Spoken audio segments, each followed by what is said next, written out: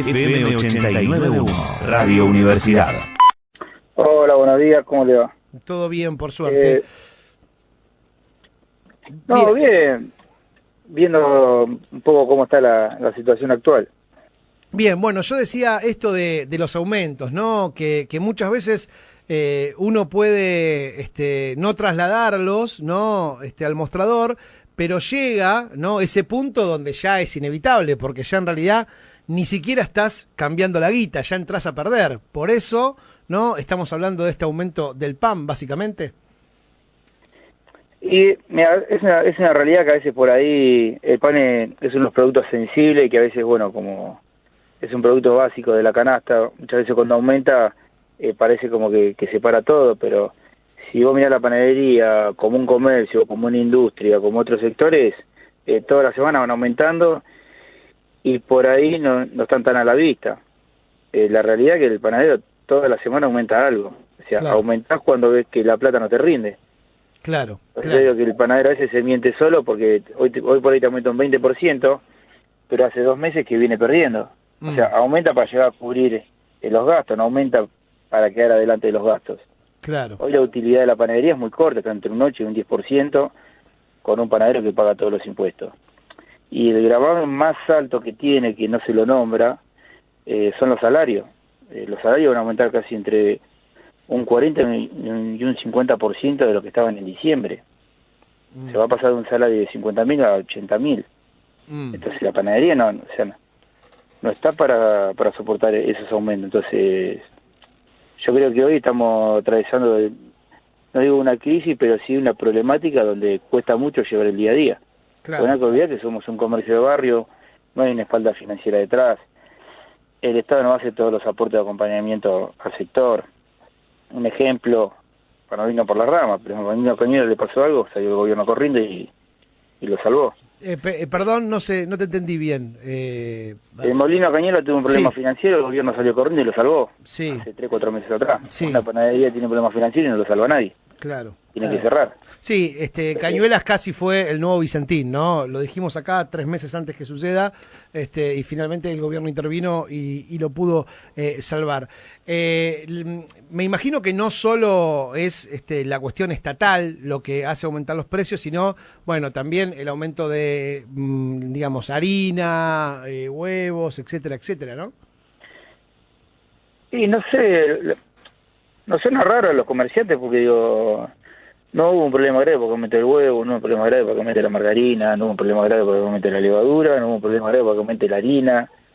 Entonces, no hay, uno en el comercio, vos te puede pasar en tu vida cotidiana, salís todos los días, trabajás todos los días, no haces nada para que te corra nada de tu economía. El panadero es un poquito de eso, compra harina, compra levadura, compra sal, compra azúcar, lo produce, hace un pan y lo pone a la venta. No hacemos mucho más de eso todos los días. Ahora, me gustaría que nos expliquen un día por qué aumentó todo otra vez. Claro. Porque el último eslabón de la cadena somos nosotros y el consumidor. O sea, nosotros lo producimos el pan y el consumidor es el que lo paga. O sea, otra vez es como que se va a achicar otra vez la brecha del consumidor, porque nosotros, el consumidor, es nuestro cliente, amigo, vecino de todas las vidas. Yo hace 25 años que tengo una panadería y te puedo asegurar que casi hace 25 años que me viene a comprar la misma gente.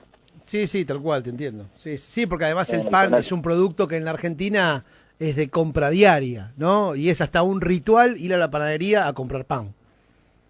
Y yo creo que sí, por suerte, ¿no? Y nos sentimos orgullosos, somos uno de los sectores donde, a pesar de las décadas, a pesar de los contratos económicos de la Argentina, seguimos sobreviviendo y seguimos llevando adelante una cultura tan linda como la panadería.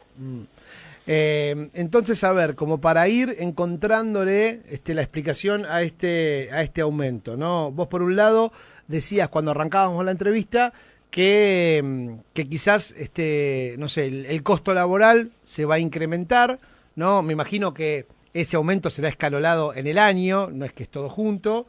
Y por otro lado, también decías el aumento de las materias primas, ¿no? Que han aumentado de repente todas juntas, una vez porque además también, ¿no? Como en enero se vende poco, no se aumenta y cuando se empieza a reactivar ya cerquita de marzo vuelve a aumentar todo y eso hace que el pan termine aumentando en cuánto, más o menos, ¿no? Se habla de entre un 10 y un 15%. Y están entre un 10 y un 15. en Buenos Aires, por ahí en el interior, 20, un 30, porque ellos sufren eso de estar en el interior y le cobran una logística más cara, entonces se le incrementa el costo de los productos. Lo que acá vos pagás 10 pesos, el panadero del interior lo termina, para hacer una explicación simple, termina pagando 14, 15 pesos, o 13 o 12, dependiendo del lugar.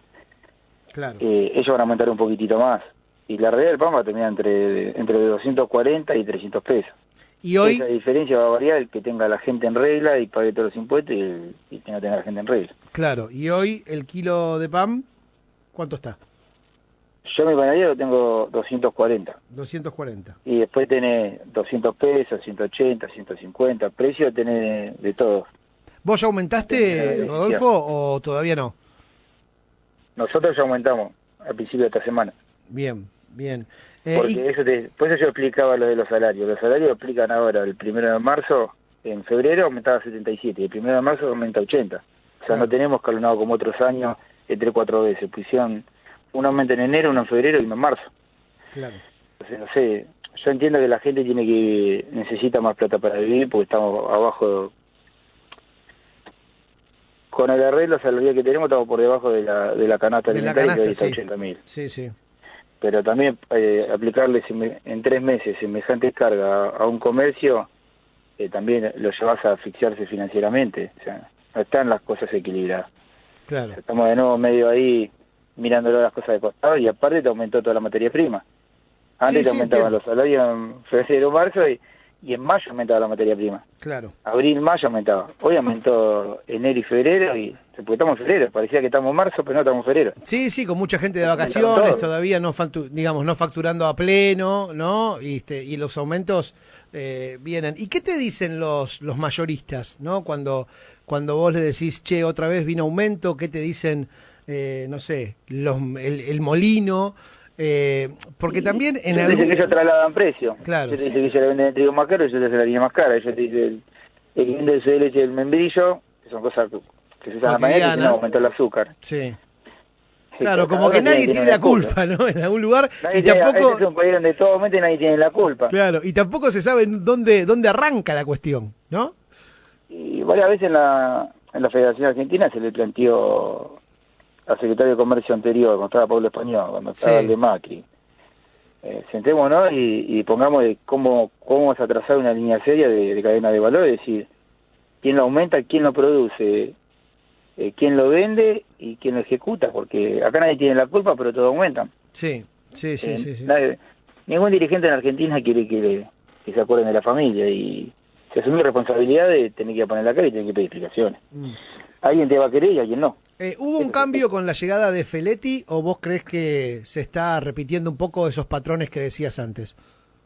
Para mí se están repitiendo. O sea, yo no quiero encontrar a nadie, pero, o sea, no sé cuánto se que asumió, pero te tiene un aumento de salario, te tiene un aumento de mercadería, automáticamente vos tenés que aumentar. Y el consumidor lo va a sufrir. Sí, sí, claro. Porque vos hoy acá me estás hablando solamente de la panadería. Te falta la carnicería, te falta la verdulería, te falta el autoservicio. Fideo, arroz, o sea, una comida lleva varios componentes. Sí, bueno, es cierto. Bueno, Bueno, no quiero decir muy directo porque por ahí no tengo la autoridad, pero si lo analizás y lo escribís en un papel, son 4 pasos. ¿cómo Panadería, fue? verdulería, carnicería, Te saco un segundo de la coyuntura de hoy, ¿no? Pero ¿cómo fue el rol de los molinos y de los mayoristas del sector durante la pandemia? Porque a mí me contaron que a muchos panaderos, si no pagaban taca-taca, no le bajaban la mercadería. ¿Puede ser? ¿Te pasó? ¿Conocés de algún caso? A mí no me pasó, en algunos casos sí pasó, y en otros tenés el problema que en algunas provincias del interior, yo dejé de ser dirigente, pero tuve mucha relación con los dirigentes del interior, y el primer año de pandemia me tocó como dirigente en el interior del país, de localidades que la entregan hasta una distribuidora y después le llega la distribuidora la harina a la panadería. O sea, harina hubo en todo el país, Sí. pero hubo harina para que tenía plata o para que el que podía pagar la bolsa de harina a veces hasta el doble de lo que valía. Sí. Sí, ahí Porque hubo una los molinos no especulación. llegan por 50 bolsas a un pueblito de Corriente. Ahí Claro. tiene que ir una distribuidora. Bueno, la distribuidora pone las condiciones. Claro. Entonces no hay una libertad de venta no hay una libertad de consumo, sino hay acotamientos y reglamentos que ponen internamente en algunos lugares. Lo mismo por ahí te pasó acá en la provincia de Buenos Aires, había municipios que no dejaban entrar los camiones por esto del COVID, entonces por el Molino te decía, si no me pusiste la plata no te mando el camión. Cada uno tomó provecho a su beneficio de la situación. Somos, en algunas cosas a veces somos medio complicados. No, por eso, porque yo también, hay algo que siempre intento no escaparle, que es solo reducir la culpabilidad, que seguramente la tiene, no hace falta que lo diga yo ahora, al Estado, ¿no? Como que siempre miramos a la parte del Estado como el culpable. Sin embargo, cuando uno empieza digo, yo soy parte del rubro, para decirte, y a nosotros nos pasó que los camiones, si no estaba taca, seguían de largo, y cuando le decíamos, che, hace 20 años que te compro, no les importaba, ¿no? Y seguían de largo porque decían, no, voy, se la vendo, si me sobra mercadería, se la vendo al súper. Esa fue la frase que nos decían siempre. Digo, también en esto de intentar encontrarle una solución, me parece que hay que mirarse un poco para adentro. No digo nosotros, Rodolfo, lo digo vos, yo, que somos el final de la cadena, ¿no? Vos me preguntas a mí, mis quejas en un momento me tildaron de caprichoso o de muchas cosas, pero yo digo, la ayuda siempre es para el que tiene y no para el que no tiene. Hace 20 años atrás, te recordarás cuando fue el problema del IVA, le dieron el beneficio a los molinos. Cuando hubo que dar subsidio por la salsa de harina, le dieron subsidio a los molinos. Cuando se quitó el IVA, se le quitó el IVA al panadero y no al molino, en el gobierno Macri. Claro. Entonces, cada vez que ellos toman medidas para el que tiene y no para el que no tiene. Y si yo te llevo a un plano más explícito de la panadería genera en el país 400.000 puestos de trabajo, tenés un promedio de 36.000 panaderías, la provincia de Buenos Aires tiene un promedio de 8.000, 9.000 panaderías, o sea que genera 100.000 puestos de trabajo, directo, indirecto, te puede generar hasta 500.000, 600.000 puestos de trabajo, porque tenés que contar que te vende la harina, el membrillo, la margarina, la papelera, la logística que genera eso, hay que mirar en un contexto más amplio. Entonces siempre ellos te minimizan y siempre se van para el otro sector. Entonces esas son mis críticas. Y beneficio no recibimos de ningún gobierno. El de Macri lo único que hizo fue agudizar los procesos que habían y generar mucho más la brecha entre el que tenía y el que no tenía. O sea, lo más público conocido fue dolarizar la harina. Sí, totalmente. Cuando derogaron 2 resoluciones de Moreno que hacía que no sea un commodity, que sea un producto de primera necesidad para poder dolarizarla. Bueno, después de la pandemia y todo eso que pasó, parece que pasó desapercibido, pero hace 2 años que pasó eso. Claro. No hace mucho, entonces nos mandaron a comprar en dólares y a vender en pesos. Rodolfo, muchas gracias por este ratito para intentar entender, ¿no?, por qué el pan aumenta, que es tan importante el pan en nuestra mesa, ¿no?, cada día. Rodolfo, gracias. No, te agradezco y bueno, yo creo que te quería decir, el panadero en este ciclo no es una víctima, pero termina siendo una víctima y lo tiene que trasladar, no tiene escapatoria, porque si no aumenta, se queda sin plata, se atrasa, se endeuda y lo lleva a la quiebra. Nada más que eso. Fuerte abrazo, Rodolfo, gracias. Desde la Universidad Nacional de La Matanza, Radio Universidad FM 89.1. Siempre cerca.